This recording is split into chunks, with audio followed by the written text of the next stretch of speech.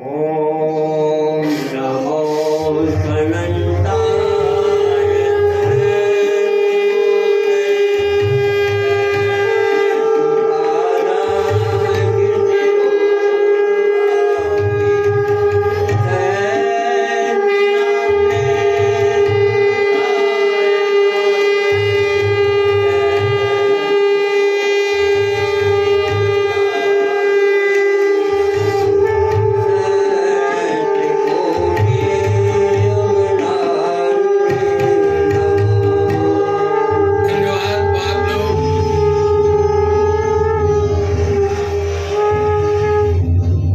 भाई बहन अपना अपना स्थान ग्रहण करें।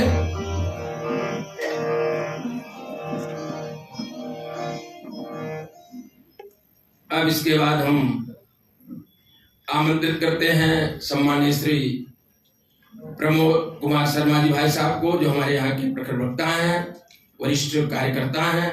उनसे विनम्र प्रार्थना है कि हमारे प्राणवान भाई बहनों को दिशा बोध देने संबंधी परम पूज्य गुरुदेव का जो निर्देश है, प्राणवानों से क्या अपेक्षाएं हैं, उस पर उद्बोधन देने की कृपा करें सम्मानीय श्री प्रमोद कुमार शर्मा जी।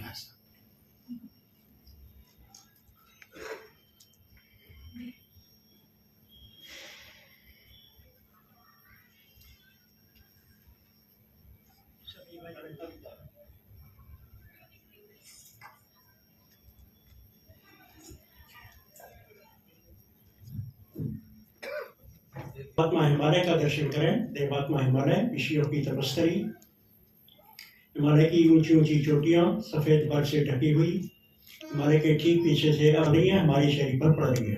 पूरा शरीर सूर्य के प्रकाश में डूबा हुआ है, शरीर का कण कण सूर्य का तेज सोख रहा है। ऐसी भावना करते हुए एक बार गायत्री महामंत्र हमारे साथ साथ सभी लोग बोले।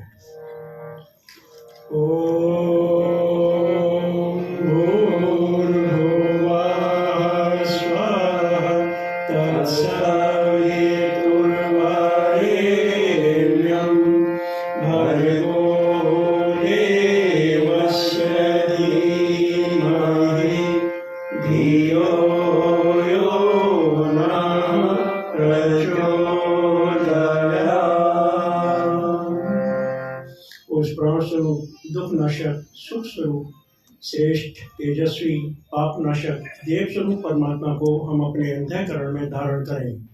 वह परमात्मा हमारी बुद्धि को सन्मार्ग में प्रेरित करे। हरने को अज्ञान ज्ञान की ज्योति अखंड जलाई, भूपर लाने स्वर्ग योजना युग निर्माण बनाई। ज्ञान यज्ञ के लिए समर्पित जिनका जीवन सारा, उन सद्गुरु श्री राम चरण में नम्र प्रणाम हमारा। लोक मंगल के लिए अवतार था जिसने लिया, निर्विकार निरीह होकर मनुष्य तन धारण किया। श्री राम नाम ललाम जिनका सर्वदा सुख धाम है, कर जोड़ उस सर्वेश को श्रद्धा सहित प्रणाम है।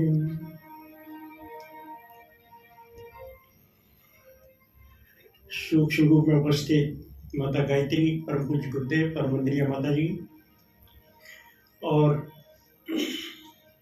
प्राणवान कार्यकर्ता शिविर में पधारे हमारे भाई और बहनों, मैं अपनी बात एक प्रश्न के साथ शुरू करता हूँ। उस प्रश्न का उत्तर सभी लोग एक साथ देंगे, बताएंगे दोनों में से कौन सी बात आप चाहते हैं। प्रश्न ये है कि आप यहाँ आए हैं तो लेने के लिए आए हैं या देने के लिए? सोच करके जवाब देंगे, एक साथ नहीं, एकदम से नहीं। सोच लीजिए आपको क्या जवाब देना है। आप यहाँ कुछ लेने के लिए आए हैं या देने के लिए आए हैं? अब मैं पूछूंगा, जवाब दो, तब एक साथ जवाब देना। बोलिए क्या? देने के लिए। कुछ लोग लेने के लिए, कुछ लोग देने के लिए, और दोनों ही गलत प्रश्न है, दोनों ही उत्तर गलत है। आप लेने के लिए भी आए और देने के लिए भी आए, दोनों ही काम के लिए आए, केवल एक काम के लिए नहीं आए। फिर आप पूछेंगे क्या देने के लिए आए हैं, तो मैं बता देता हूँ आप क्या देने के लिए आए हैं। आप परम पूज्य गुरुदेव के सपनों को साकार करने का आश्वासन देने के लिए आए गुरुदेव कि गुरुदेव आपने जो रास्ता हमें बताया, आपने जो मार्गदर्शन दिया, उस मार्गदर्शन पर चलेंगे और आपके सपनों को साकार करेंगे। ये आश्वासन गुरुदेव को देने के लिए आए। आए ना सब लोग देने के लिए। लेने के लिए क्या आए? आप लेने के लिए आए हैं कि गुरुदेव हम जो संकल्प लें वो पूरा हो, ऐसी शक्ति हमें देना। हम नहीं कर सकते अपने संकल्पों को पूरा। जब तक आपकी शक्ति हमें नहीं मिलेगी तब तक हमारे संकल्प पूरे नहीं होंगे। इसलिए आपसे शक्ति, युक्ति और भक्ति मांगने आए हैं, जिससे कि हमारे जो भी संकल्प हों वो पूरे हों। तो आप दोनों चीज देने के लिए आए ना, देने के लिए भी आए हैं और लेने के लिए भी आए। अब आपको क्या देना है, क्या लेना है, ये सब चर्चा यहाँ पर अभी कल और आज और कल 2 दिन में करेंगे हम। तो सबसे पहली बात ये है कि गुरुदेव हमसे चाहते क्या हैं।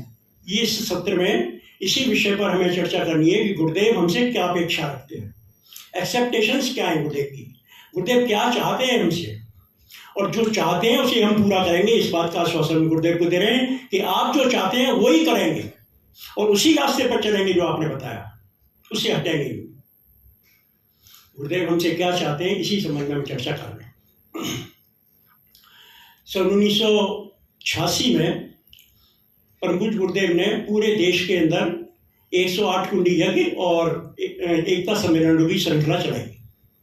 गुरुदेव ने सारे जो टोली नायक थे उनको सिखा करके, पढ़ा करके, अच्छी तरह अपनी शक्ति दे करके भेजा क्षेत्र में। तो टोलियाँ पूरे देश में 108 कुंडी यज्ञ कराई जगह जगह। तो जहाँ भी 108 कुंडी यज्ञ हुए वहाँ पर जो प्रवचन करता थे, जो टोली नायक होते थे, इतना बढ़िया प्रवचन किया उन्होंने, उनसे बड़े लोग प्रभावित हुए और दीक्षा लेने वालों की लाइन लग गई। हजारों लोग दीक्षा लेने लगे। तो दीक्षा के कागज जो भर के आए वो बोरियों में भर के आए और गुरुदेव के सामने डाल दिए।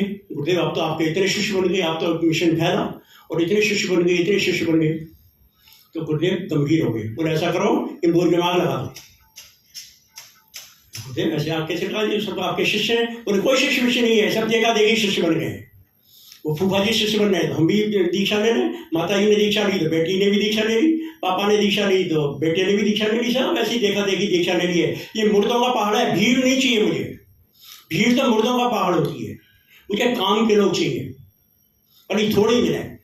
गुरुदेव कहते थे अगर एक आदमी मुझे काम का आदमी मिला तो मैं सोचूंगा मुझे हनुमान मिल गया, और 2 आदमी अगर मुझे काम के मिले तो मैं सोचूंगा राम और लक्ष्मण मिल गए, और 5 आदमी अगर मिले तो सोचूंगा ये 5 पांडव मिल गए। लेकिन मुझे काम के आदमी चाहिए, बिना काम के आदमी नहीं चाहिए। तो आप सोच लीजिए, आपने भी दीक्षा ली है और दीक्षा ली है तो उसमें 5 संकल्प हर व्यक्ति से कराए गए थे। अब आप काम के आदमी बनेंगे तो ही गुरुदेव प्रसन्न होंगे। गुरुदेव के ऊपर गुरुदेव की आरती गा लेने से, उनके फूल माला चढ़ा देने से, उनको 5 सुपारी चढ़ा देने से, या उनकी गुरुदेव गुरु चालीसा गा देने से गुरुदेव प्रसन्न होने वाले नहीं है। ये गुरु और गुरुओं से थोड़ा भिन्न है। और गुरु तो ऐसे होते हैं उनकी खुशामद कर दो और उनको दान दक्षिणा दे दो और उन्होंने जो मंत्र बताया उस मंत्र का जप कर लो और हर गुरु को वहाँ पे आ जाओ और दक्षिणा दे जाओ, चलो यह बात और कुछ नहीं करना है, और कुछ नहीं करना है। लेकिन ये गुरु काम करा लेता है। जो काम नहीं करेगा दीक्षा वापिस कर दे। जब काम ही नहीं करता पाएगा कि दीक्षा ली है, काम तो कुछ करता ही नहीं है। दीक्षा लिए बैठा है, दीक्षा ले रखी और गायत्री में जपता है और यज्ञ करता है, बस और कुछ नहीं करता है। तो गायत्री हरे की तभी सफल होगा जब गुरुदेव का काम करेंगे। अगर काम नहीं करते और केवल गायत्री मंत्र जपते हैं तो गायत्री माता प्रसन्न होने वाली नहीं है। गायत्री का भोजन है स्वाध्याय। आप खूब गायत्री मंत्र का जप करते हैं और गुरुदेव का साहित्य नहीं पढ़ते, उनके विचारों को नहीं सुनते, उनके विचारों पर नहीं चलते, तो गायत्री माता प्रसन्न होने वाली नहीं है। आपकी गायत्री माता भूखी क्योंकि उसको भोजन नहीं मिला। गायत्री का भोजन स्वाध्याय है।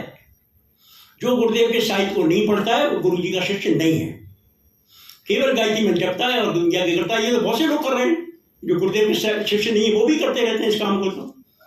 तो गुरुदेव के शिष्य थोड़ी है वो। गुरुदेव का शिष्य हुआ है जो गुरु जी का काम करता है। आप पूछेंगे गुरु जी का काम क्या है? गुरु जी ने कहा बोले बेटा ये युग निर्माण का संकल्प तो मैंने लिया है, सारी दुनिया को बदलने का ठेका तो मेरा है, ये संकल्प मेरा है, मैं दुनिया को बदल के रख दूंगा। युग परिवर्तन का संकल्प मेरा संकल्प है। बस एक काम तुम मेरा कर दो, बाकी काम मैं अपने आप कर दूंगा। एक काम केवल तुम्हें करना है, बाकी सब काम मैं अपने आप कर दूंगा। कौन सा काम कर दें गुरुदेव? बोले मेरे विचारों को संसार में पहुंचा दो हर आदमी तक, आगे का काम मैं स्वयं कर दूंगा। तो मेरे विचार विस्फोट करेंगे, एटम बम है ये, जहां जाएंगे वहीं विस्फोट करेंगे। और जो व्यक्ति गुरुदेव का साहित्य पढ़ता है उसके जीवन में अंधकार नहीं आ सकता। इस बात का आश्वासन गुरुदेव स्वयं देते हैं। गुरुदेव ने कहा मेरा जो साहित्य पढ़ेगा उसके जीवन में अंधकार नहीं आएगा। जब अंधकार होता है चीज़ें तो सब वही की वही होती है।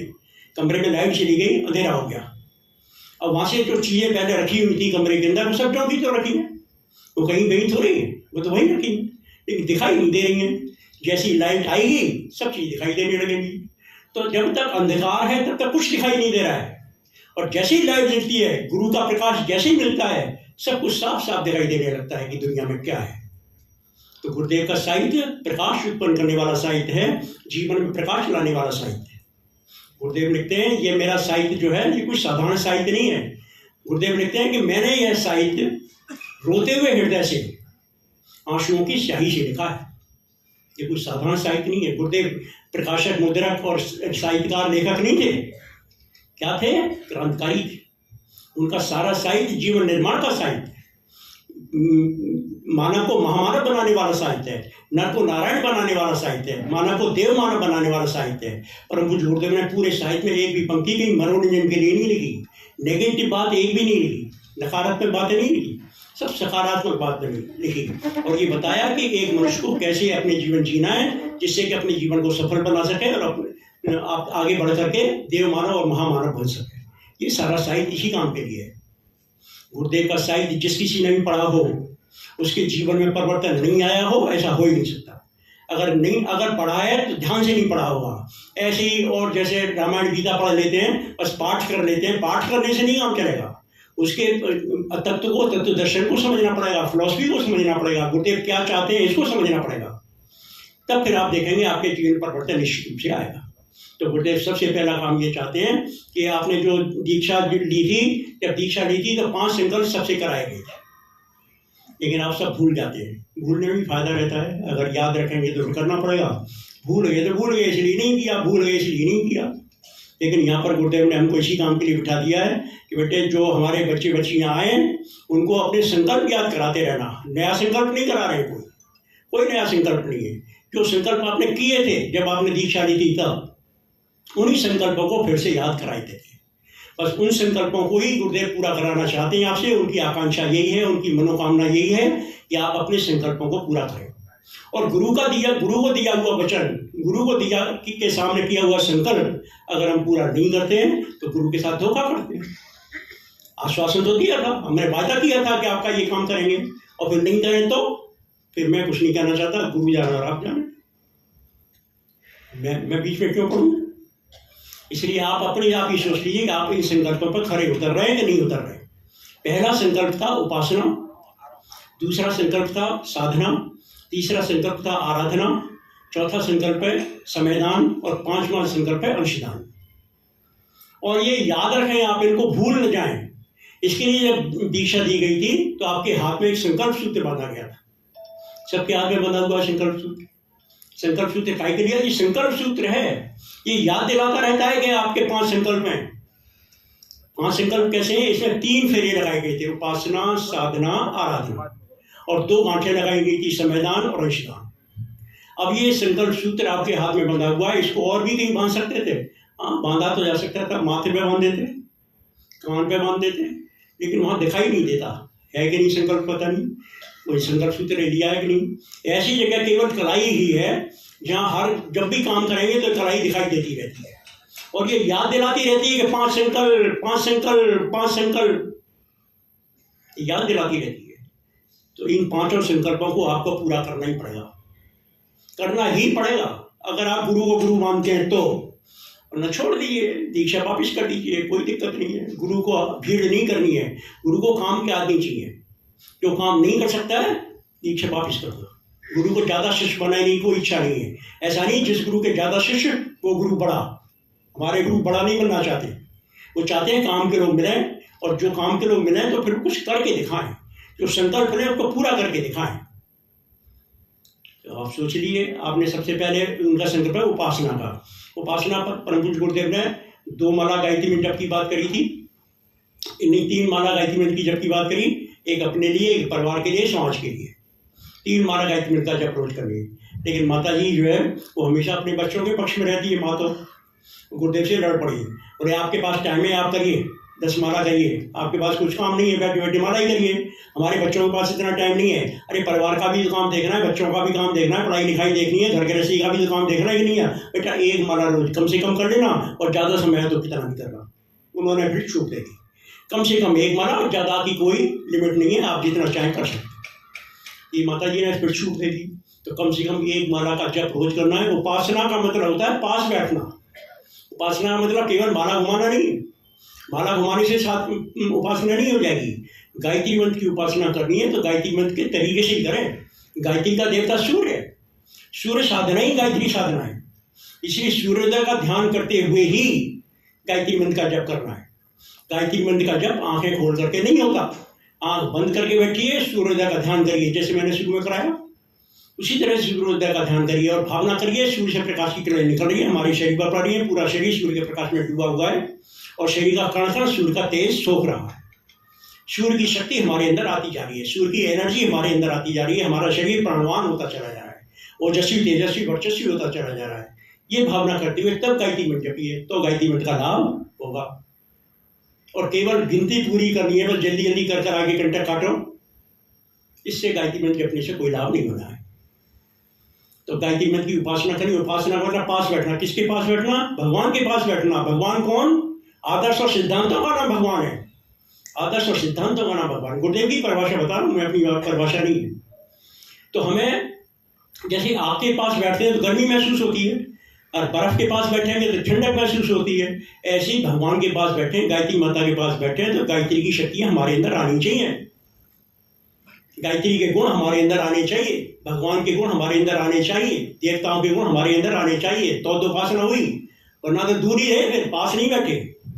जब आग से गर्मी महसूस नहीं हो रही तो इसका मतलब आप आग के पास नहीं बैठे हैं, और बर्फ के पास बैठ के भी अगर ठंडक महसूस नहीं हो रही है इसका मतलब आप बर्फ के पास नहीं बैठे।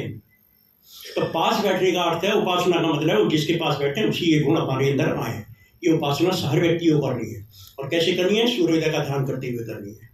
सूर्य से प्रकाश की किरणें निकल रही है, हमारे शरीर पर पड़ रही है, पूरा शरीर सूर्य के प्रकाश में डूबा हुआ है, और शरीर का कण कण सूर्य का तेज सोख रहा है, शरीर एनर्जाइज हो रहा है, ऊर्जान्वित होता चला जा रहा है, हमारा शरीर स्वस्थ होता चला जा रहा है। अपने पूरे शरीर को स्वस्थ होते हुए देखिए, आँख नाक कान गला हृदय दोनों फेफड़े लिवर और पूरी भोजन नली और किडनी और क्या नाम है ये पेंक्रियास, सब स्वस्थ होते चले जा रहे हैं, घुटने स्वस्थ होते चले जा रहे हैं। ये सब भावना करते जाइए और गायत्री मंत्र का जप करते जाइए। मेरी बात समझ में आ गई है? इस तरह से उपासना हर व्यक्ति को करनी है। दूसरा संकल्प था हमारा साधना। साधना मन की होती है, उपासना अंतःकरण की होती है। मन की साधना क्या होती है? मन को साधना पड़ता है। मन बहुत उछल-कूद करता है, देखा क्या क्या सोचता रहता है, फालतू की बातें। मन का काम है संकल्प विकल्प करना और चिंतन करना, विचार करना। विचार करना बहुत जरूरी है, लेकिन विचार अच्छे विचार करना जरूरी है। बेकार के फालतू विचार को करने से कोई लाभ नहीं है। इसलिए तो विचार नहीं करें तो अच्छा है। कोई विचार नहीं करना विचार करने से भी ज़्यादा महत्वपूर्ण है। विचार करने से भी ज़्यादा महत्वपूर्ण कोई विचार नहीं करना। हालांकि इतना आसान काम नहीं है। आप बैठ जाएंगे तो कुछ न कुछ विचार मन में चलते ही रहते हैं, उनको रोकना आसान काम नहीं है। लेकिन वो विचार नहीं करना विचार करने से भी ज़्यादा महत्वपूर्ण है। विचार करना है तो अच्छे विचार करना है। और अच्छे विचार कहाँ से मिलेंगे? अच्छे विचार मिलेंगे गुरु जी के साहित्य से, अच्छी पुस्तकों से। इसलिए स्वाध्याय हर व्यक्ति को अनिवार्य रूप से अपनानी पड़ेगी। हर व्यक्ति को स्वाध्याय के लिए समय निकालना पड़ेगा। यह जीवन की अनिवार्य आवश्यकता है। जो व्यक्ति साहित्य नहीं पढ़ता है, स्वाध्याय नहीं करता है, उसकी गायत्री माता भूखी रह जाती है। इसलिए हर व्यक्ति को अच्छा पुस्तकों का साहित्य अपने घर में रखना चाहिए। हर व्यक्ति के घर में ज्ञान मंदिर होना चाहिए। गुरुदेव ने उसको ज्ञान मंदिर नाम दिया, और लोग तो लाइब्रेरी कह देते हैं, पुस्तकालय कह देते हैं। पुस्तकालय लाइब्रेरी नहीं, ज्ञान मंदिर। जैसे हमारे घर में एक देव मंदिर होता है, देव मंदिर में क्या कर रखा है हमने? कुछ देवताओं की मूर्ति रख रखी है या फिर चित्रे रख रखे हैं, उनके ऊपर अगरबत्ती जला देते हैं और दीपक जला देते हैं, आरती कर लेते हैं, उनके पास बैठ लेते हैं। ये क्या है? देव मंदिर। इसी तरह से ज्ञान मंदिर भी होना चाहिए। और कोई नई बात नहीं करे गुरुदेव, पहले से होता था। हर घर में रामायण गीता भागवत लाल कपड़े में लिपटी हुई और आंखें लगाई हुई रखी रहती थी।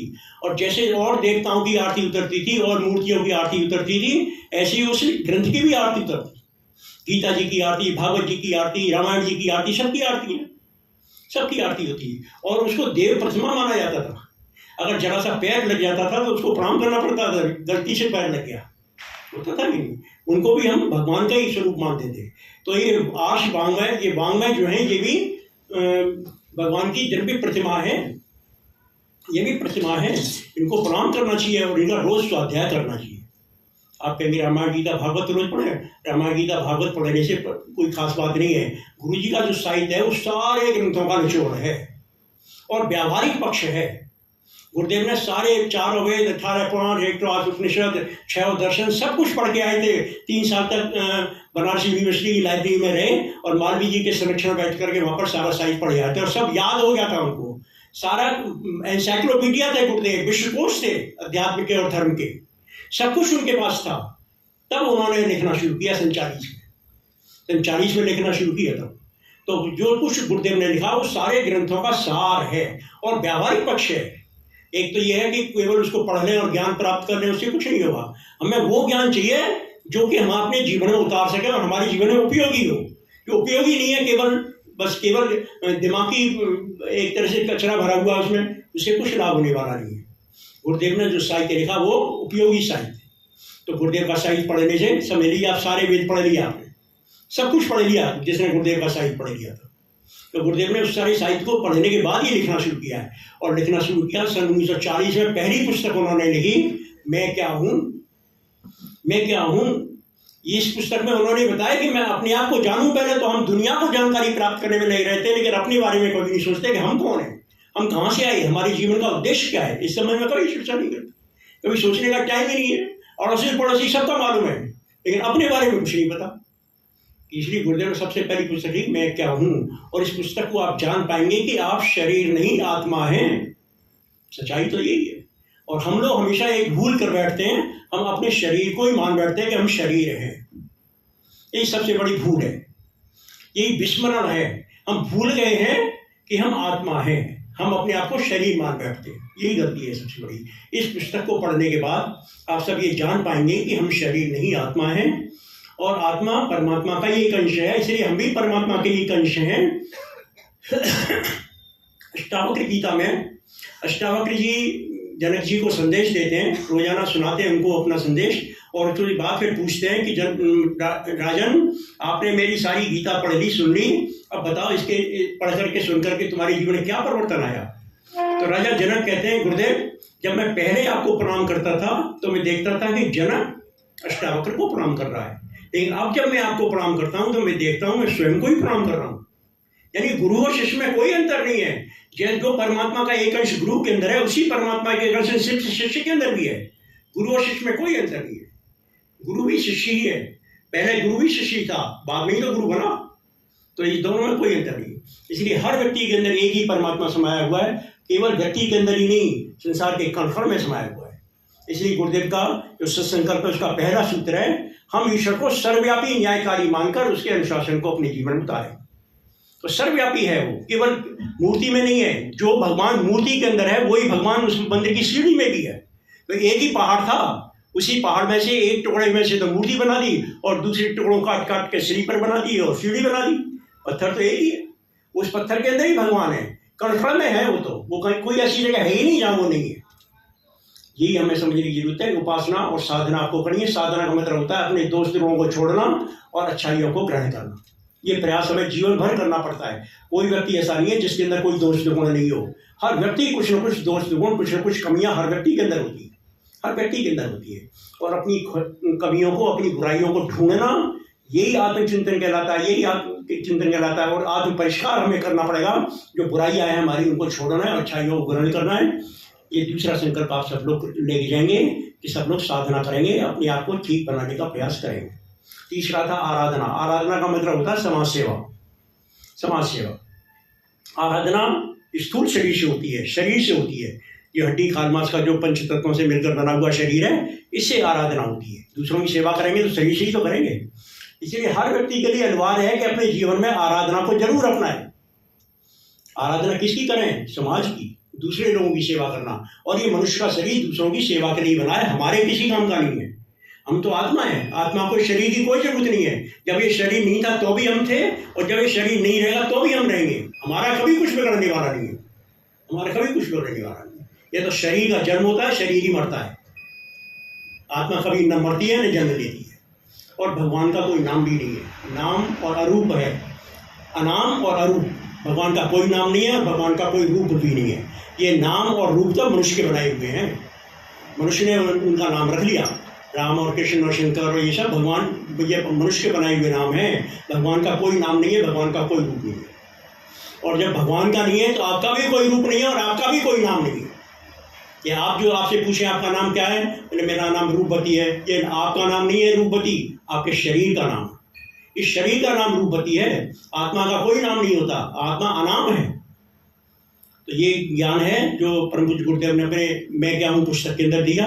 इस पुस्तक को जिन भाई बहनों ने नहीं पढ़ा हो अवश्य पढ़ लीजिए और हर महीने में 1-2 बार पढ़ लिया करिए। ये एक तरह से गीता है, इसका बार बार पाठ करना पड़ेगा। हर बार पढ़ेंगे तो आपको कुछ न कुछ नया मिलेगा। ये पहली पुस्तक में गुरुदेव ने ये साहित्य, ये संदेश हर व्यक्ति को पढ़ने के लिए उपलब्ध कराया। आप लोग इस पुस्तक को जरूर पढ़िए। मैं क्या हूँ गुजराती में भी है। इसके बाद तीसरा है, ये आराधना के क्रम में समाज सेवा करनी पड़े। समाज सेवा क्यों करें? क्योंकि समाज का कर्ज है हर व्यक्ति के ऊपर। आप जो कुछ हैं आज केवल अपने प्रयासों से नहीं है, इसमें सारे समाज का योगदान है। आप मान लो कहते हैं नहीं साहब हम तो दुकानदारी करते हैं और सौदा खरीदते हैं और बेचते हैं, उसमें जो कमाते हैं वो हमारा अपना है। अगर एक भी ग्राहक नहीं आए तो दुकान चल जाएगी आपकी। तो सारे ग्राहकों का भी तो योगदान है, तभी आपकी दुकान चल रही है। कोई कह नहीं साहब हमने तो बड़ी मेहनत करी थी और MSc PhD कर ली और PhD करने के बाद प्रोफेसर हो गए और अब हम जो कुछ कमा रहे हैं हमारी कमाई है। अरे भैया, जिन सिद्धांतों को आपने एक पुस्तक में पढ़ लिया, उन वैज्ञानिकों ने पूरा जीवन लगा देता है। वैज्ञानिक तब एक सिद्धांत की खोज होती है, तो जितने वैज्ञानिकों के सिद्धांत आपने उस पुस्तक के अंदर पढ़े हैं, उन सारे वैज्ञानिकों का खर्च नहीं है आपके ऊपर, हर व्यक्ति के ऊपर खर्च है। आपने जो कपड़े पहन रखे हैं, ये कपड़े आपने नहीं बनाए। आप जो भोजन करते हैं वो गेहूँ आपने नहीं बोया, सब्जियाँ आपने नहीं बोई, वो मसाले आपने नहीं बोए, आपने पैदा नहीं किए। आप जिस मकान में रहते हैं उसकी ईंटों का भट्टा आपका नहीं था, सीमेंट का कारखाना आपका नहीं था, लोहे के गाटर का कारखाना आपका नहीं था, सारे दूसरे लोगों ने बनाए। और उसकी चिनाई और मरम्मत का काम भी और बनाने का काम भी दूसरे लोगों ने किया। आप तो उसमें रहते हैं। तो सारे समाज ने आपके लिए सब कुछ किया, आपने समाज के लिए क्या किया? हम कुछ नहीं करते हैं, हम तो खाते पीते मौज करते। ये ब्राह्मण का जीवन नहीं है। ब्राह्मण का जीवन वो होता है जिसमें देता कम है, नेता कम है और देता ज़्यादा है, वो ब्राह्मण होता है। परम पूज्य गुरुदेव ने ऐसा ही जीवन जी के दिखाया। परम पूज्य गुरुदेव आदर्श थे, उनके जीवन से हम सीख सकते हैं, किसी से जीवन से सीखने की जरूरत नहीं है। क्योंकि आजकल हम लोग केवल बोल करके बताना चाहते हैं और लोग देख करके सीखना चाहते हैं। हमारी भूल है ये। हम सुना करके लोगों को बदलना चाहते हैं, सुन करके कोई नहीं बदलता है, देख करके बदलता है। तो गुरुदेव को देखिए आप, और किसी को मत देखिए। हमें देखेंगे तो कुछ नहीं मिलेगा, हम तो साधारण आदमी है, हम हमारे देखने से, हमें देखने से क्या मिलना है। लेकिन गुरुदेव के जीवन को देखिए, उन्होंने जो कुछ कहा उसको जीवन में अपनाया और एक आदर्श प्रस्तुत किया। एक अच्छा आदमी कैसा होता है, गुरुदेव यही चाहते हैं। अब मैं बता रहा हूँ गुरुदेव की अपेक्षा क्या है। गुरुदेव चाहते हैं मेरे सारे बच्चे डाई बन जाएं। डाई का क्या मतलब होता है? डाई में ही खिलौने डाले जाते हैं, डाई में ही सारी चीज़ें डाल करके बनाई जाती हैं। तो डाई बन जाए, हमको देख करके लोग सीखें कि एक अच्छा आदमी कैसा होता है, एक अच्छी लड़की कैसी होती है, एक अच्छी बेटी कैसी होती है, एक अच्छी माँ कैसी होती है, एक अच्छी पत्नी कैसी होती है, एक अच्छा पति कैसा होता है, एक अच्छा पापा कैसा होता है। ये हम सिर्फ देख करके सीखें, ये हम सिखाना चाहते हैं। और ऐसा ही गुरुदेव बनाना चाहते हैं कि हर व्यक्ति, हर बेटा, हर बेटी मेरी डाई बन जाए, उसको देख करके दूसरे लोग सीखें। तो हमें डाई बनना है, डाई बनना है। और डाई बिल्कुल अच्छी होगी, जितनी अच्छी डाई होगी उतनी अच्छे खिलौने बनेंगे, उतनी अच्छे सांचे, उसमें से सांचे में से डल करके मॉडल तैयार होंगे। इसलिए आपको अच्छे से अच्छा बनना है, सबसे अच्छा बनना है। गुरुदेव ने कहा, बोले बेटा जिस काम को भी करो उसको इतना अच्छे ढंग से करो, इतना अच्छे ढंग से करो कि उससे और ज़्यादा अच्छे ढंग से नहीं हो सकता। सबसे अच्छे ढंग से हमने कर दिया। तो आप बेटा बनना चाहते हैं, बेटी बनना चाहते हैं, सबसे अच्छी बेटी, सबसे अच्छी माँ, सबसे अच्छी पति, सबसे अच्छी पत्नी, सबसे अच्छा पापा, सबसे अच्छा बन के दिखाइए। जो भी बने, जिस काम को भी करें, दी बेस्ट करें, परफेक्ट करें, तब फिर आप देखिए गुरुदेव के शिष्य बन जाएंगे। गुरुदेव यही हमसे अपेक्षा रखते हैं। तीसरी बात, चौथी बात है समयदान। समयदान हर व्यक्ति को करना है। गुरुदेव कहते हैं पैसा देने वाले तो बहुत मिल जाते हैं, समय देने वाले लोग नहीं मिलते। पैसा तो बहुत लोग दे देते हैं, चलो जो पैसा देते हैं उनका बहुत महत्वपूर्ण योगदान है, लेकिन समय की बहुत जरूरत है। इसलिए समयदान को योग धर्म बताया गुरुदेव ने। समयदान योग धर्म, ये जो 20 किताबों का 22 किताबों का सेट है, क्रांति धर्मी सेट, उसमें एक पुस्तक है समयदान योग धर्म। तो तो समयदान हर व्यक्ति को करना होगा। थोड़ा ही समय निकालिए। तो नहीं साहब हमारे पास समय नहीं है, हम तो बड़े व्यस्त रहते हैं। अरे क्या व्यस्त रहता है, 24 घंटे का समय मिलता है ना, हर व्यक्ति को मिला 24 घंटे ही। गुरु जी को भी 24 घंटे मिले, 25 घंटे तो उनको भी नहीं मिले, लेकिन उन्होंने 24 घंटे में कितना काम करके दिखा दिया। तुम क्यों नहीं करके दिखा सकते हो? 24 घंटे का टाइम है, 8 घंटे सो ले, 8 घंटे कमा ले, 16 घंटे हो गए। 4 घंटे सुबह शाम खाने पीने और नहाने धोने में लगा ले, 20 घंटे हो गए। 4 घंटे अभी भी बचे। 4 घंटे में भी चलो 1 घंटे अपने बच्चे यार दोस्तों के साथ गपशप लड़ा ले, और फिर 1 घंटे अपने बच्चों को पढ़ाने लिखाने में लगा ले, तो अभी 2 घंटे तो फिर भी बचे। निकाल 2 घंटे रोज, निकाल। क्यों नहीं निकालता है? नहीं निकालता है, बहाना है कि हमारे पास काम है और हमारे पास बड़ा काम रहता है। सब बहाने की बात है। जिसको करना होता है उसके लिए समय निकल जाता है। जिस काम को आप करना चाहते हैं उसके लिए समय निकल जाता है कि नहीं? घर में कोई बीमार पड़ जाता है, उसको हॉस्पिटल ले जाने के लिए समय निकलता ही नहीं निकलता है? निकल जाता है। कहाँ से आ गया समय? समय था, आप समय खर्च नहीं करना चाहते। आपने गुरु जी के काम को बड़ा हल्का सा काम समझ लिया है। बस गुरु जी का काम ये समझ लिया है, गायत्री मंत्र का जप कर लो और रोजाना यज्ञ कर लो, बस हो गया गुरु जी का काम। ये गुरु जी का काम नहीं है। गुरु जी का काम है उनके विचारों को घर घर पहुँचाना है, घर घर जाना है और गुरुदेव के विचारों को पहुँचाना है। इसलिए हमने नारा दिया, ज्ञान यज्ञ की जोत जलाने हम घर घर में जाएंगे। ये नहीं कहा मंच पर बैठ के जीपी लपालप करेंगे। जीपी लपालप करने से कोई नहीं दुनिया बदलने वाला है। कैसे बदलेगा? घर घर जाना पड़ेगा, गुरु जी के संदेश को सुनाना पड़ेगा और ये बताना पड़ेगा, भाइयों बहनों अब दुनिया बदलने जा रही है, युग परिवर्तन होने जा रहा है। अगर इस समय नहीं चेते तो बाद में पछताना पड़ेगा। ये समय है, यही समय है। अगर आप चेते गए तो चेत गए, नहीं चेते तो फिर कभी नहीं चेता। इसलिए माता जी ने एक लिखा था पैराग्राफ, अब नहीं तो कभी नहीं, अब नहीं तो कभी। ये समय होता है, जो समय को पहचानता है वो व्यक्ति फायदे में रहता है। ग्वाल वालों ने समय को पहचाना था, कृष्ण का साथ दिया, तो ग्वाल वालों का भी नाम इतिहास में लिखा गया। राम के साथ रीछ वानर सारे जुड़ गए, तो रीछ वानरों का भी साथ राम के साथ नाम लिया जाता है। तो उसी का नाम होता है जो समय को पहचान लेता है। गांधी के सत्याग्रहियों ने समय को पहचाना, गांधी का साथ दिया, तो उनको पेंशन मिली और स्वतंत्रता संग्राम सेनानी कहलाए और उनको सारे दुनिया में घूमने के लिए फर्स्ट क्लास का टिकट मिला। एक आदमी अपने साथ और ले जा सकते थे, उनके बच्चों को नौकरियां मिली, और जो लोग स्वतंत्रता संग्राम सेनानी थे वो सब मिनिस्टर बने। ये सब क्यों मिला? क्योंकि उन्होंने समय को पहचाना। ये समय है, ये फिर बार बार नहीं आने वाला है, ये दोबारा नहीं आने वाला है। बस ये विशेष समय है। इस समय को जिसने पहचान लिया और अपना जीवन गुरुदेव के काम में लगा दिया, उसका जीवन धन्य हो जाएगा। और आने वाली पीढ़ी, आपके दादा, आपके नाती पंथी और आगे वाली पीढ़ियां, जब दुनिया बदल जाएगी तब वो भी अपने छाती ठोक के कहेंगे हमारे दादाजी ने भी इसमें काम किया और आपका नाम होगा। समझ लिया? ये तो सौभाग्य है। युग परिवर्तन तो हो ही जाएगा, दुनिया तो बदलेगी ही बदलेगी। गिरिराज पर्वत तो उठ ही जाता, अगर ग्वालवाल हाथ नहीं लगाते तो भी उठ जाता। रावण तो मर ही जाता, अगर और ग्वालवाल सहयोग नहीं करते तो भी मर जाता। और सत्याग्रही नहीं होते तो भी दुनिया, ये भारत तो स्वतंत्र होता ही होता। लेकिन जिन लोगों ने उसमें सहयोग कर दिया, जिसने समय को पहचान लिया, समय को पहचान कर उसमें सहयोग कर दिया, उनका जीवन धन्य होगा। तो आप भी अपने जीवन को धन्य बना सकते हैं। ये सौभाग्य आपके जीवन में आया है। तो चौथी बात मैंने बताई समयदान की। अब 5वां जो संकल्प है आपका, 5 संकल्प है ये आपके, ये संकल्प आपने लिए हैं, उनको याद दिला रहा हूं मैं तो केवल। 5वां संकल्प था अंशदान। गुरु जी ने बड़ा सरल काम दिए, सब सरल काम है। गुरु जी ने बहुत कठिन काम नहीं दिए। समयदान, वो अंशदान हर व्यक्ति को लगाना पड़ेगा, क्योंकि जितनी कमाई आपकी है, जो कुछ आप कमाते हैं, उसमें केवल आपका अकेले का योगदान नहीं है, उसमें समाज का योगदान है। उसका एक अंश समाज के काम में भी आपको लगाना पड़ेगा। भगवान का दिया हुआ पैसा है, भगवान का दिया हुआ आपको साधन सुविधाएं हैं, उसका एक अंश भगवान के काम में भी लगाइए। गुरुदेव ने केवल 10 पैसे रोज की बात कही। 10 पैसा रोज, बहुत बिल्कुल आसान काम था। हर आदमी निकाल देते थे, 10 पैसे रोज निकाल देते और 3 रुपये 1 महीने में होते थे। 1 रुपये में 3 महीने, 3 रुपये का मनी ऑर्डर आता था। और गुरुदेव 3 महीने के 3 रुपये के मनी ऑर्डर को भी बड़े प्यार से सहेज के लेते थे और कहते थे कि 3 रुपये इस व्यक्ति ने अपने बच्चों को दूध काट करके इस पैसे को भेजा है। यहाँ पर अपने बच्चों को दूध नहीं पिलाता, उस दूध के पैसे हमें भेज देता है।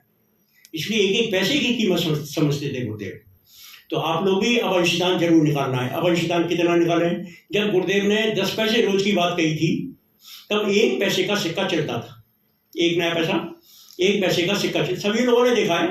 1 पैसे का सिक्का तब चलता था, तब 10 पैसे की बात कही होते थे। अब कम से कम कितने का सिक्का चलता है? 1 रुपये का। तो अब अंशदान कितना होना चाहिए? अरे गणित नहीं पढ़ी लोगों ने। जब कम से कम 1 पैसे का सिक्का चलता था, तब गुरु जी 10 पैसे मांग रहे हैं। और अब कम से कम 1 रुपया आपका सिक्का है, तो अब कितना अंशदान होना चाहिए? गणित में बड़े कमजोर हैं। 10 रुपये। जब एक पैसे का सिक्का चलता है तो 10 पैसे, और जब 1 रुपये का सिक्का चलता है तो 10 रुपये। अब कम से कम 10 रुपये का अंशदान हर व्यक्ति को निकालना चाहिए। 10 रुपये बहुत ज़्यादा नहीं होते हैं, आजकल के महंगाई का जमाना है, 10 रुपये का क्या बनता है? तो 10 रुपये का अंशदान कम से कम रोज निकालें। अंशदान हर व्यक्ति को लगाना पड़ेगा। और इस संसार में गिव एंड टेक का नियम चलता है। भगवान के यहाँ जो कुछ आप देंगे वही वापिस लौट करके आएगा।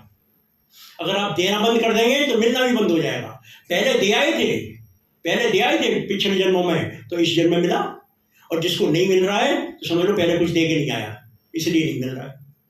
अब आगे का जीवन तो सुधार लो, अब देना शुरू करो और आगे जीवन मिलना शुरू हो जाएगा। और अगर देंगे नहीं तो मिलना बंद हो जाएगा। और गरीब से गरीब को भी छोड़ता नहीं भगवान, पहले ले लेता है फिर देता है।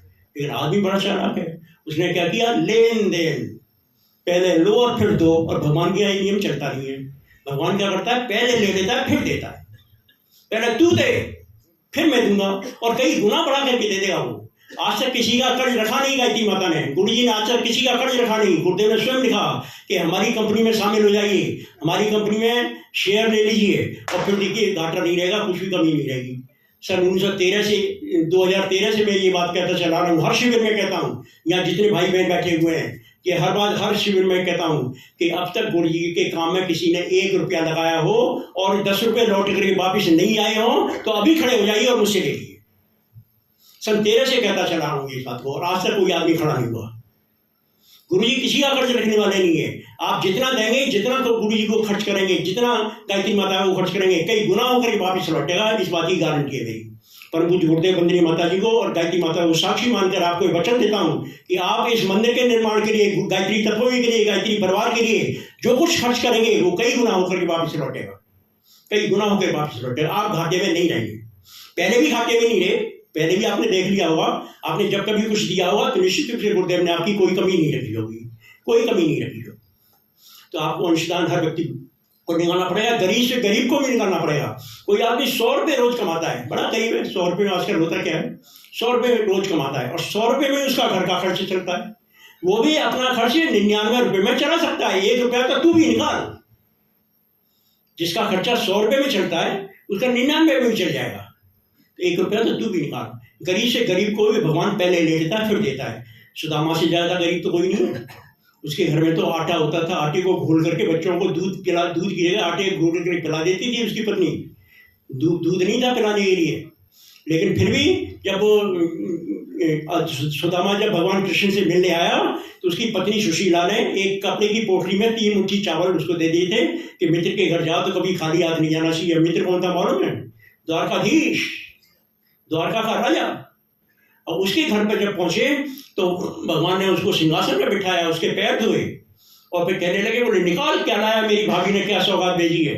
और बेचारा दिखा नहीं देता, बगल में पोटी दबा के कस के दबा रखी थी, कहीं निकालने नहीं, कहीं देख नहीं रहे। कृष्ण बड़ा चालाक है, बचपन से याद, बचपन का दोस्त है ना, उसको सब पता थी ये बहुत बदमाश है, तो इसलिए छुपा रहा था, उसको दबा रहा था। लेकिन भगवान ने देख लिया ये छुपा रहा है, पकड़ के खींच ली पोटली, निकाल इसको, जब तक देगा नहीं तब तक मिलेगा नहीं। मालूम है तू लेने आया यहाँ, तेरी पत्नी भेजा इसी काम के लिए, निकाल। उसके पोटली ले ली और उसमें से 2 मुट्ठी चावल खा ली और उसके बदले में क्या कुछ दे दिया आपको मालूम है। तो भगवान देता है, कई हजार गुना बढ़ा करके देता है, लेकिन पहले ले लेता है, पहले लेता है फिर देता है। तो आप भी अपनी जेब ढीली करिए और आप देखिए कि आपको उसके बदले में क्या कुछ नहीं मिलता है, सब कुछ देगा। गुरु किसी का कर्जा रखने वाला नहीं है, ठीक है। ये 5 संकल्प जो आपने ली थी उसके संबंध में चर्चा करी। आप दूसरी बात पर चर्चा करेंगे, वो ये है कि गुरुदेव के विचारों को घर घर पहुंचाना है। गुरुदेव चाहते हैं, गुरु जी का एक सूत्री कार्यक्रम है, पढ़ो पढ़ाओ पढ़ो पढ़ाओ पढ़ो पढ़ाओ। जो गुरुदेव के विचारों को पढ़ेगा उसके जीवन में अंधकार नहीं आएगा, उसका जीवन निश्चित रूप से अच्छा बनेगा, उसके विचारों में परिवर्तन जरूर आएगा। जितना कचरा भरा पड़ा है, सारी दुनिया कचरा फैलाने में लग रही है, जिससे बात करो वही कचरा, टीवी, मोबाइल और इंटरनेट और ये और वो और अखबार, और जिससे बात करो वही फालतू बातें करता है, कोई काम की बात करता ही नहीं, सब फालतू बातें करते रहते हैं, दिमाग में कचरा भरते रहते हैं, सुबह से शाम तक तमाम कचरा भर जाता है। इस सब कचरे को सोने से पहले बाहर निकाल करके सो। तो स्वाध्याय का समय कब है? सोने से पहले। जैसे दिन भर का कचरा बाहर, अच्छी पुस्तकें पढ़ करके सोएंगे जो लोग, उनके दिमाग में से कचरा निकल जाएगा और अच्छी नींद आएगी और स्वस्थ मन रहेगा उनका। इसलिए सोने से पहले अच्छी पुस्तकें जरूर पढ़िए। अखंड ज्योति युगमाला योजना पत्रिकाएं हैं, आपकी जो योग शक्ति गायत्री पत्रिका है गुजराती की, उसको पढ़िए और उसमें आप पढ़ेंगे तो निश्चित रूप से आपका स्वस्थ मन हो जाएगा। इसलिए स्वाध्याय रात को सोने से पहले हर व्यक्ति को करना है, हर व्यक्ति को करना है। केवल अच्छे व्यक्तियों से संपर्क रखिए, बुरे व्यक्तियों से दूर रहने का प्रयास करिए। सत्संग का मतलब अच्छे लोगों के साथ बैठना उठना, अच्छे लोगों के साथ संपर्क करना। जो लोग अपने जीवन में सफल हुए हैं उनसे संपर्क रखिए। जो फेल हो गए अपने जीवन में उनसे दूर रहिए, क्योंकि अगर फेल लोगों के पास संपर्क रखेंगे तो फेल ही होंगे जीवन में, और अगर जीवन में जो लोग सफल हुए उनके साथ संपर्क रखेंगे तो सफल होंगे। इसलिए जीवन में सफल होने के लिए सफल व्यक्तियों से संपर्क करें। ठीक है, ये बात मैंने बताई आपको। दूसरी बात ये है कि स्वाध्याय तो करेंगे ही, लेकिन स्वाध्याय से हमको लाभ हुआ, जिस चीज़ से हमको लाभ हुआ उस चीज़ से दूसरों को भी तो लाभान्वित करें। अपने अड़ोसी पड़ोसी मित्र और जो हमारे रिश्तेदार हैं या जिन लोगों के साथ हमारा रोजाना संपर्क होता है, उनको भी तो उन विचारों को पहुँचाएं जिन विचारों से हमने लाभ उठाया। उसके लिए क्या करना पड़ेगा? गुरु जी ने ज्ञान की बहुत सारी योजनाएं दी, जिनमें झोला पुस्तकालय को सबसे ज़्यादा महत्व दिया। हर व्यक्ति को झोला पुस्तकालय चलाना चाहिए। क्या करेंगे माताएं बहनों के, मैं कहना चाहता हूँ कि 2 बजे से लेकर 5 बजे तक का समय आपके पास खाली होता है। बताइए सही बात है कि नहीं है? 2 से 5 के बीच में क्या करती हैं भाई? सुबह का रसोई का घर का जो काम है वो सब 2 बजे तक से लट जाता है। खाना पीना बनाना, बर्तन मांजना, कपड़े धोना, जो कुछ सफाई का काम है वो सब 2 बजे तक काम पूरा हो जाता है। सबने खाना पीना खा लिया, सबके बर्तन साफ हो गए, सब काम हो गया। अब जब दूसरा काम शुरू होगा तो 5 बजे से शुरू होगा। 5 बजे सब्जी काटेंगे, फिर सब रोटी बनाएंगे, फिर खाना बनाएंगे, सब काम करेंगे पीछे। 5 बजे शुरू होगा। 2 से लेकर 5 बजे तक का 3 घंटे का समय सब बहनों के पास खाली है। कोई बहन किसी के घर अकेले नहीं जाए, एक अपनी सहेली और तैयार कर लीजिए और दोनों पीले वस्त्र पहनिए और कंधे पर झोला लटकाइए। ये जो झोले आपके पास रखे हुए हैं ना, एक पेटीकोट ब्लाउज और अंडरवियर बनियान रखने के लिए नहीं है। ये श्री राम झोला पुस्तकालय के झोले हैं, ये गायत्री तपोभूमि के झोले हैं, ये शांति कुंज हरिद्वार के झोले हैं। इसमें गुरुदेव का साहित्य रखा होना चाहिए और साहित्य को रखिए और कंधे पर लटकाइए। दोनों बहनें शान से चलिए। जो बहनें घर से निकलेंगी पहले से सोच लीजिए समाज में हमारी हंसी उड़ाई जाएगी और व्यंग कसे जाएंगे। ये आ गई बहन जी गायत्री वाली, आपके व्यंग कसेंगे लोग, घबराइए नहीं। यस, गायत्री वाले हैं, अच्छा काम करने के लिए निकले घर से बाहर तो शान से चलिए, सीना तान के चलिए, अच्छा काम करने के लिए निकले। किसी की घबराइए मत, किसी से डरिए नहीं मत, और जाइए घर पर। और आप 2 से 5 के बीच में किसी की बहन जी घर पर जाकर अगर घंटी दबाएंगी तो बहन जी निकल के आएंगी। 2 से 5 के बीच में भाई लोग घर में नहीं होते हैं, तो बहन जी निकल के आएंगी और बहन जी आपके पीले कपड़ों को देखते ही दरवाजा बंद करेंगी। आ गई पैसे मांगने वाली, रसीद कटवाने वाली आ गई है। तो आप उसे कह दीजिए बहन जी मांगने नहीं आए, हम देने आए, कुछ लेने नहीं आए, आपसे कुछ मांग नहीं आए। और उनको किताबें दिखा दीजिए, पॉकेट बुक लीजिए, बड़ी बड़ी किताबें मत दीजिए, बड़ी किताबों को कोई नहीं पढ़ता है। पॉकेट बुक लीजिए, गुरुदेव के प्रवचनों की 100 किताबों की सीरीज है, 100 प्रवचन है गुरुदेव के और केवल 450 रुपये मिल जाते हैं 100 प्रवचन। घर घर जाइए और उनको सामने फैला दीजिए। आपको जो प्रवचन अच्छा लगता हो ले लीजिए, तो एक पुस्तक उनको छांटने की भैया अपने आप ही अपनी इच्छा से उनको दे आइए और अपनी डायरी में नोट कर लीजिए कि किस मकान में किसको कौन सी किताब दी। ठीक है, 6 दिन बाद आप आएंगे और दूसरी किताब बदल के उनको दे जाएंगे। तो अगर केवल एक दिन सप्ताह में, केवल संडे के दिन भी अगर आप ये काम करेंगे, घर घर जाएंगे तो कम से कम 30-40 घरों में तो चली जाएंगे। और 30-40 घरों में हर सप्ताह आपके पुस्तक बदलेंगे और दूसरी बदल के दे आएंगे तो सैकड़ों घरों में आपका साहित्य गुरुदेव का पहुँचने लगा, गुरुदेव का काम शुरू हो गया। बहुत आसान काम है। और दौड़ेंगे फिरेंगे, शरीर स्वस्थ रहेगा, वॉकिंग हो जाएगी। वैसे तो वॉकिंग होती नहीं है घर में, इसलिए वॉकिंग भी हो जाएगी। जो लोग भाई लोग नौकरी उसमें दुकानदारी करते हैं, दुकान में बैठते हैं, तो कुछ ग्राहक ऐसे हैं जो रोजाना आते हैं, उनको किताब दीजिए और उसके कहती है भाई अगली बार आए तो किताब लेकर के आए। इस तरह से झोला पुस्तकालय शुरू करिए। आप ऑफिस में काम करते हैं तो जो लोग आपके साथ ऑफिस में काम करते हैं उनको किताब दीजिए और वापस लीजिए। गुरुदेव का काम शुरू हो गया। गुरुदेव हमसे यही अपेक्षा रखते हैं जो मैंने आपको बताई है। इन अपेक्षाओं पर जो लोग खरे उतरेंगे, गुरुदेव का आशीर्वाद वरदान उन्हीं को मिलेगा। केवल गुरुदेव की आरती उतारने से और गायत्री गुरुदेव का गुरु चालीसा पढ़ने से वरदान नहीं मिलना है। गुरुदेव का काम करने से कुछ नहीं। आप ही सोच लीजिए, आपके घर में एक आदमी आ जाए सुबह सुबह और आप माला लेकर के बैठ जाए और आपका नाम मान लीजिए हरिओम है और हरिओम हरिओम हरिओम हरिओम हरिओम हरिओम माला जपता रहे सुबह से शाम तक, और दूसरा आदमी ऐसा है जो कि आपके घर में आए और आपके कपड़े धो के सुखा दे, आपके झाड़ू पोछा दे दे, आपके कपड़ों को बर्तनों को मांज के रख दे, आपको खाना खिला दे और सब काम कर दे। दोनों में से कौन सा आदमी अच्छा लगता है? माला घुमाने वाला या काम करने वाला? और हम क्या करते हैं? हम माला घुमा के गुरुदेव भगवान को प्रसन्न करना चाहते हैं। भगवान माला से प्रसन्न नहीं होता, काम से प्रसन्न होता है। आप काम करिए भगवान का, तो भगवान प्रसन्न होगा। ठीक है, मैंने कुछ बातें आपको बताई कि हम गुरुदेव हमसे क्या अपेक्षा रखते हैं। इन अपेक्षाओं पे हम लोग खड़े उतरेंगे। इस बात का आशीर्वाद हम गुरुदेव से चाहते हैं। और हम गुरुदेव के लिए क्या दे रहे हैं? हम गुरुदेव को आश्वासन दे रहे हैं कि आप जिस रास्ते को बता के गए हमें कि इस रास्ते पर चलना, उसी रास्ते पर चलेंगे।